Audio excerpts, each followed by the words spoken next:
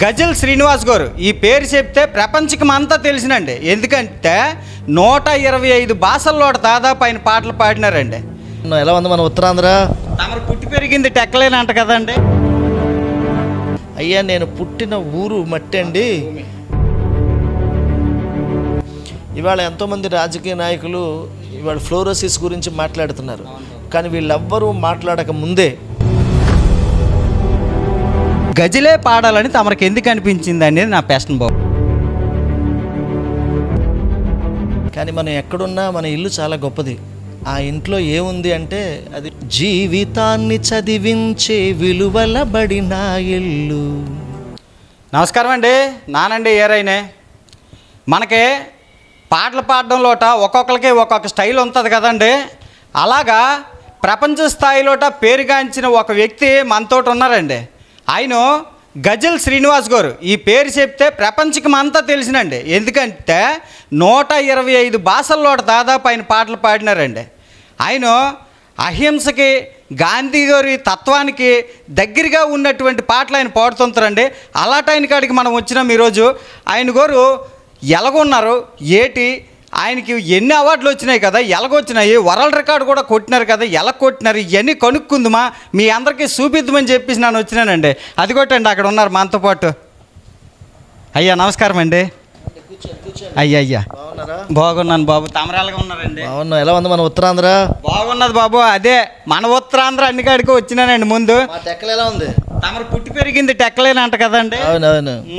అయ్యా ఎన్ని సంవత్సరాల వయసులో టెక్కల నుంచి వెళ్ళిపోనరు, ఏటి కథ, టెక్కల్లోట అమ్మ నాయన ఏటి చేసేవారు, ఇవన్నీ తెలుసుకొని మా ఊళ్ళకి చూపిద్దామని చెప్పేసి నన్ను వచ్చినానండి బాబు.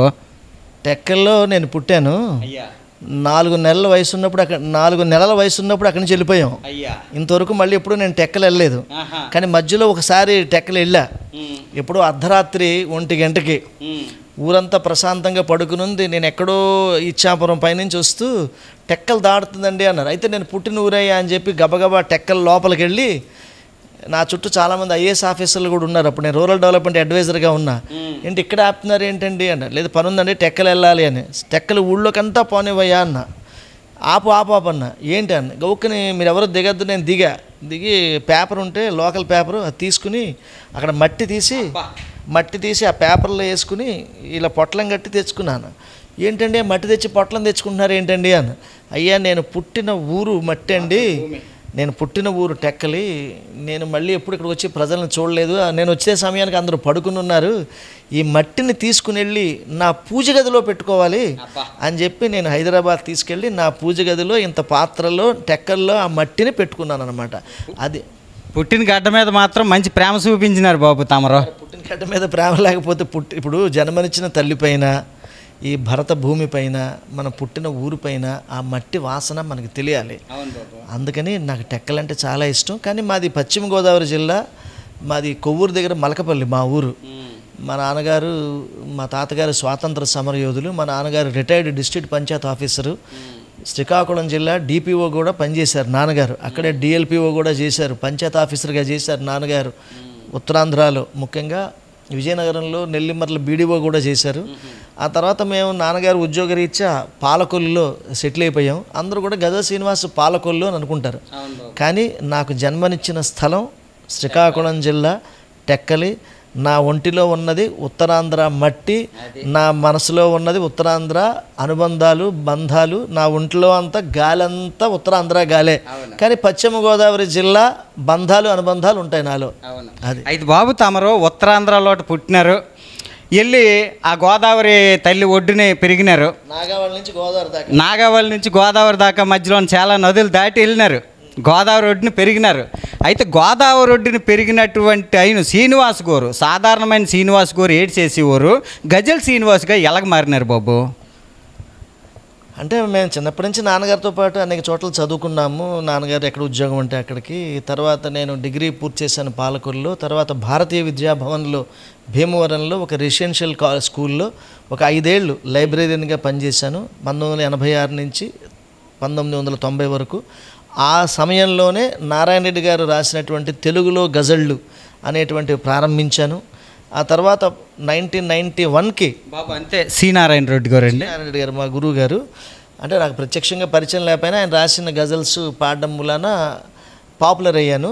ఆ తర్వాత నేను సైనిక్ స్కూల్ కోరుకొండకి నేను మళ్ళీ ఉత్తరాంధ్రకు వచ్చాను. మళ్ళీ భుక్తి కోసం సైనిక్ స్కూల్ కోరుకొండకి లైబ్రేరియన్గా పనిచేయడానికి ఒక 10 ఏళ్ళు ఇక్కడ పనిచేశాను. ఈ లోపలనే ఉత్తరాంధ్ర మట్టి వల్ల, విజయనగరం జిల్లా ప్రజల యొక్క ఆశీర్వచనం వల్ల నేను గజల్ శ్రీనివాసుగా బాగా ప్రాచుర్యం పొంది అక్కడి నుంచి ఎన్నో దేశాలు తిరగడము, వేల కచేరీలు చేయడం, అలా చేస్తూ చాలా బిజీ అయిపోవడం వలన సుమారుగా 10 సంవత్సరాలు పనిచేసిన తర్వాత నేను ఆ ఉద్యోగానికి రిజైన్ చేసి గవర్నమెంట్ ఉద్యోగం తర్వాత హైదరాబాదుకి వెళ్ళిపోయి అక్కడ ల్యాంకో గ్రూప్, లగడపాటి రాజగోపాల్ నా ప్రాణమిత్రుడు, ఆయన కంపెనీకి బ్రాండ్ అంబాసిడర్గా అక్కడికి వెళ్ళి ఉన్నాను. ఈ లోపల గజల్స్ పాడుతూ చాలా బిజీగా ఉండడము. ఆ తర్వాత రాజశేఖర రెడ్డి గారు సీఎం అయిన తర్వాత డి శ్రీనివాస్ గారు గ్రామీణాభివృద్ధి మినిస్టర్గా ఉన్నప్పుడు వారు నన్ను రూరల్ డెవలప్మెంట్ అడ్వైజర్ నా కోసం ఒక పోస్ట్ క్రియేట్ చేసి రాష్ట్ర గ్రామీణాభివృద్ధి సలహాదారుగా ఒక పెద్ద స్టేట్ లెవెల్ పోస్ట్ ఒకటి క్రియేట్ చేసి నన్ను అపాయింట్ చేశారు. 3 సంవత్సరాల పాటు నేను సలహాదారుగా ఉన్నాను. ఆ తర్వాత ఒలింపిక్ అసోసియేషన్కి అడ్వైజర్గా ఒక 2 ఏళ్ళు పనిచేశాను.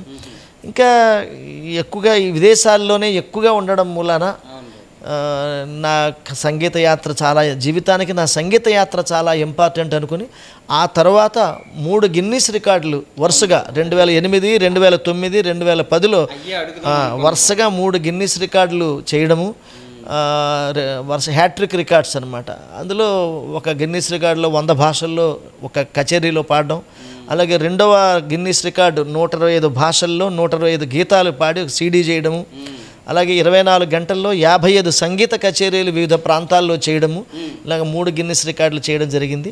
అది కాకుండా నేను మహాత్మా గాంధీ యొక్క సిద్ధాంతాలు అంటే నాకు చాలా ఇష్టం కాబట్టి నేను శాంతి కోసం పనిచేయాలి. నేను పుట్టపర్తి సత్యసాయిబాబా గారి భక్తుడిని. శాంతి కోసం, ప్రపంచ శాంతి కోసం పనిచేయాలని చెప్పేసి నేను గజల్ చారిటబుల్ ట్రస్ట్ పెట్టుకుని నేను పాకిస్తాను 1538 కిలోమీటర్లు ఢిల్లీ నుంచి ముల్తాన్ దాకా వెళ్ళినటువంటి పాదయాత్రలో నేను కూడా పాల్గొన్నాను. అలాగే అక్కడ ఉద్యమాలు చేశాను పాకిస్తాన్లో. అలాగే ఆఫ్ఘనిస్తాన్ వెళ్ళి అక్కడ దరీ భాషలు, ఆఫ్ఘనీ భాషలు, పస్తు, బలోచి భాషల్లో పాడడము. తమరు ఆ భాషలన్నీ నేర్చుకున్నారండి? నేర్చుకుని వాళ్ళతో మాట్లాడినారా, లేకపోతే ఈ మన భాషలో వాళ్ళకి తర్జుమా చేసి ఊళ్ళని చెప్పినారండి? అలా కాదు, వాళ్ళ కోసమే, తాలిబాన్ల కోసమే ప్రత్యేకమైన పాటలు తయారు చేశాను. వాళ్ళ భాషలోనే తయారు చేసి వాళ్ళతో మాట్లాడుతూ అక్కడికి వెళ్ళి పాడడం అవన్నీ చేశాను. అలాగే ఇజ్రాయెల్ వెళ్ళాను. ఇజ్రాయెల్లో అక్కడ హైఫా అని ఒక యుద్ధం జరిగింది 1919లో. హైఫా సెంటనరీ సెలబ్రేషన్స్లో కూడా పాడడం జరిగింది. అక్కడ ఇజ్రాయెల్ పార్లమెంట్లో కూడా హీబ్రూ లాంగ్వేజ్లో పాడాను. జీసస్ మాట్లాడినటువంటి లాంగ్వేజ్ హీబ్రూ, ఆ హీబ్రూ లాంగ్వేజ్లో కూడా నేను అక్కడ పార్లమెంట్లో పాడడం జరిగింది. ముఖ్యంగా ఉత్తరాంధ్ర ప్రజలకు నేను చెప్పేది ఏంటంటే, అయ్యా నేను పుట్టిన ఊరు మట్టి అండి. ఇవాళ ఎంతోమంది రాజకీయ నాయకులు ఇవాళ ఫ్లోరోసిస్ గురించి మాట్లాడుతున్నారు, కానీ వీళ్ళెవ్వరూ మాట్లాడక ముందే గజల్ చారిటబుల్ ట్రస్ట్ నుంచి అక్కడ పిరియా సాయిరాజు నేను కలిసి ఉద్దానం ఫౌండేషన్ నుంచి మీ ఇద్దరం కలిసి సుమారుగా ఫ్లోరోసిస్ బాధితులు, కిడ్నీ డిసీజెస్ ఎవరైతే బాధపడుతున్నారో వాళ్ళని కాపాడడం కోసం సుమారుగా 45 RO వాటర్ ప్లాంట్లు ఎప్పుడో పెట్టాము. ఎప్పుడో అవన్నీ కూడా బ్రహ్మాండంగా జరుగుతూ వచ్చినాయి అన్నమాట. అయ్యా, అయితే తమరు ఏదైతే ట్రస్ట్ పెట్టినారు కదండి, ఆ ట్రస్ట్ ఇప్పుడు ఏ విధంగా నడుస్తుంది, వాటి పనితనం మెలగున్నది బాబు? గజల్ చారిటబుల్ ట్రస్ట్ పెట్టింది ఏంటంటే తెలుగు గజల్ సంస్కృతిని ముందుకు తీసుకెళ్ళడం కోసం. అలాగే ఆఫ్ఘనిస్తాను, పాకిస్తాను ఎక్కడైతే యుద్ధ పీడిత ప్రాంతాలు ఉంటాయో, సిరియా కావచ్చు, ఇప్పుడు యుక్రెయిన్ కావచ్చు, అనేక చోట్ల మనము శాంతిని ప్రచారం చేయడానికి ఆయా భాషల్లో పాడి ఆల్బమ్స్ చేయడము. అలాగే తాలిబాన్లు ఉన్నటువంటి ఆఫ్ఘనిస్తాన్లో అక్కడ మ్యూజిక్ కాలేజీల్లో ఇన్స్ట్రుమెంట్స్ ఇవ్వడము, అక్కడ మైవాన్ బ్యాంకు, అలాగే అనేక మంది శాంతి సంస్థలతోటి కలిసి పనిచేయడము ఉంది. ఇప్పుడు అలాగే ఆజాదీ కా అమృత మహోత్సవ్లో భాగంగా ఇప్పుడు మనము భగత్ సింగ్, చంద్రశేఖర్ ఆజాద్, అంటే మా సేవ్ టెంపుల్స్ భారత్ కానివ్వండి, లేకపోతే మా ఆంధ్ర సారస్వత పరిషత్ కానీ కొన్ని సంస్థలకు ఇప్పుడు చైర్మన్గా ఉన్న. ఆంధ్ర సారస్వత పరిషత్ ఈ మధ్యన ప్రపంచ తెలుగు మహాసభలు 2 కండక్ట్ చేసింది, భీమవరంలోను అలాగే రాజమండ్రిలో కూడా. అలాగే సేవ్ టెంపుల్స్ భారత్ ద్వారా మేము ఏం చేస్తామంటే పురాతన దేవాలయాలు ఎక్కడెక్కడైతే ఉన్నాయో అన్నిటిని కూడా జీర్ణోద్ధరణ చేస్తామన్నమాట. అలాగే అందులోనే భాగంగా ఆఫ్ఘనిస్తాన్లో అసమాయి టెంపుల్ అని 3000 సంవత్సరాల టెంపుల్. ఆ 3000 సంవత్సరాల టెంపుల్ను కూడా కొంత జీర్ణోద్ధరణ చేసి హిందువుల టెంపుల్, అది అమ్మవారి టెంపుల్. అక్కడ నరేంద్ర శర్మ అని ఒక ప్రీస్ట్ ఉన్నాడు. అతనికి మేము అప్పుడప్పుడు కొంత అంటే అక్కడ ఎవరు టెంపుల్కి వెళ్ళే వాళ్ళు ఎవరు ఉంటారు, ఇప్పుడు తాలిబాన్లు కూడా వచ్చేసారు కాబట్టి అప్పుడు ఉన్నప్పుడు నేను వెళ్ళడం, 1 లక్ష రూపాయలు ఇవ్వడము అట్లా చేసాం శర్మ గారికి, అప్పుడెప్పుడు చేస్తుంటాము. అలాగే అక్కడ తాలిబాన్లు దాడి ఎక్కువగా ఉండడం మూలాన అక్కడ ఆఫ్ఘనిస్తాన్లో ఉన్నటువంటి మ్యూజిక్ కళాశాలల్లో ఇన్స్ట్రుమెంట్స్ ప్రజెంట్ చేయడము, తర్వాత మసూద్ ఫౌండేషను, అలాగే మైవాన్ బ్యాంకు వాళ్ళతోటి సంయుక్తంగా కలిసి అంతర్జాతీయ స్థాయిలో చాలా సేవా కార్యక్రమాలు గజల్ చారిటబుల్ ట్రస్ట్ చేస్తుంది. అలాగే ఎవరైనా పుస్తకాలు వేసుకుంటే తెలుగు గజల్స్ రాసినవి ఆ పుస్తకాలు కూడా మేము ప్రచురణ చేస్తాం అన్నమాట.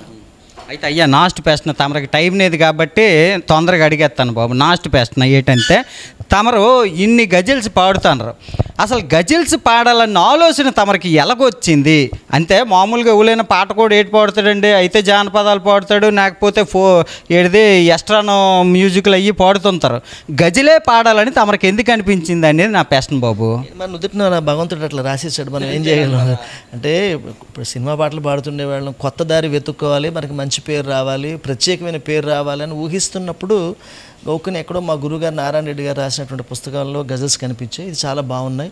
ఇందులో మానవత్వం గురించి, మానవీయ ధర్మాల గురించి, ఎక్కడ ఈ సొసైటీ మీద నెగిటివ్ ఇంపాక్ట్ లేకుండా పాజిటివ్గా ఉండాలి, అన్నీ కూడా మన బంధాలు అనుబంధాలు బాగా చూసుకోవాలి, దానిపైనే నేను ఎక్కువ శ్రద్ధ పెట్టి మన సినిమా పాటలు, ఇప్పుడు నేను సినిమాల్లో కూడా హీరోగా చేశాను, జంజాల గారి సినిమాలు వాటిలో చేశాను, కానీ పెద్దగా నాకు ఇంట్రెస్ట్ కలగలే. ఆ తర్వాత ఇదేంత జీవితంలోనే హీరోగా ఉండాలా, మనము మంచి పనులు చేయాలా సమాజానికి, ఈ గజల్స్ అనే మాధ్యమం ద్వారా సమాజంలో కొన్ని మంచి ఆలోచనలు మనం రేకెత్తించాలా, అటు ఆధ్యాత్మికంగా కానివ్వండి, సామాజికంగా కానివ్వండి, మానవ సంబంధాలు కానీ వీటిలన్నిటిలోనూ.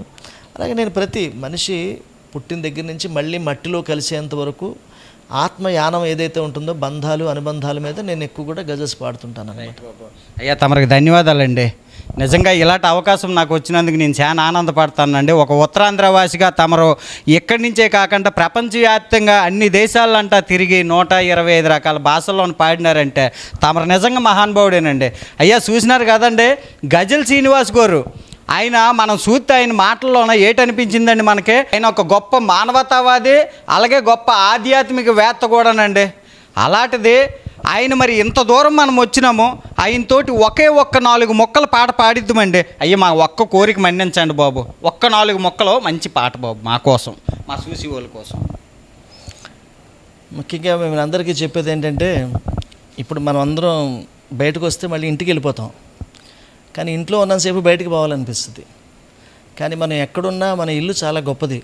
ఆ ఇంట్లో ఏముంది అంటే అది ఇటుకలు అవి కాదు, ఇటుకలు అంటే అది సిమెంటు, కానీ ఇల్లు అంటే సెంటిమెంటు. జీవితాన్ని చదివించే విలువల బడిన ఇల్లు, జీవితాన్ని చదివించే విలువల బడిన ఇల్లు, మధురిమలే ఒలికించే మనసుల ముడిన ఇల్లు, జీవితాన్ని చదివించే విలువల బడిన ఇల్లు, కష్టాలు కన్నీళ్ళు చీకటిగా ముసిరితే ప్రపంచమంతా నిన్ను వదిలేయచ్చు, కానీ నీ ఇల్లు కష్టాలు కన్నీళ్ళు చీకటిగా ముసిరితే వెలుగు చూపి నడిపించే వెన్నెల జడిన ఇల్లు, వెలుగు చూపి నడిపించే వెన్నెల జడిన ఇల్లు, నా ఇల్లు నా ఇల్లు నా ఇల్లు, అమ్మా నాన్నల దీవెన భార్యా బిడ్డల లాలన, అమ్మా నాన్నల దీవెన భార్యా బిడ్డల లాలన, సంబరాలు జరిపించే సిరి సందడి నా ఇల్లు, సంబరాలు జరిపించే సిరి సందడి నా ఇల్లు, జీవితాన్ని చదివించే విలువల బడి నా ఇల్లు, నా ఇల్లు నా ఇల్లు నా ఇల్లు. మీ ఇల్లు అంత గొప్పది, నా ఇల్లు చాలా గొప్పది, దేవాలయం అంత గొప్పదో నా ఇల్లు అంత గొప్పది, నా ఇంట్లో సెంటిమెంట్ ఉంటుంది, నా ఇల్లు సిమెంట్ కాదు అని అనుకుని ప్రతి మనిషి జీవించాలి. ఇంటి మీద మమకారం పెంచుకోవాలి, ఆ ఇంటి మీద బంధాలు. ఇల్లు అనేది ఆస్తి కాదు, ఇల్లు అనేది ప్రాపర్టీ కాదు, ఇల్లు అనేది ఆస్తి కాదు, ఇల్లు అనేది అస్తిత్వం. అస్తిత్వమే మన ఇల్లు. ఆ అస్తిత్వాన్నే మనం ఎప్పుడూ కాపాడుకుంటూ ఉండాలని మన సనాతన ధర్మం మనకి చెప్తుంది. జై శ్రీరామ్. జై శ్రీరామ్ అయ్యా, ఎంత బాగా పాడినారండి అయ్యా. తమకు మరొకసారి ధన్యవాదాలు బాబు. చూసినారు కదండి గజల్ శ్రీనివాస్ గారికి మరొకసారి చెప్తానండి. ఆయన మాటల్లోనే కాదు, ఆయన పాటల్లోనూ కూడా ఒక మనిషి తన దేహం ఇల్లు ఎలాగైతే ఉంటుందో అలాగే తన ఇంటి మీద కూడా అదే విధమైన ప్రేమ పెంచుకుంటే తన దేహం మీద పెంచుకున్నట్టు సుఖం సంతోషం ఉంటుందని ఆయన చెప్తాను రండి. కెమెరామెన్ శివతో ఇలే చేరయ్య.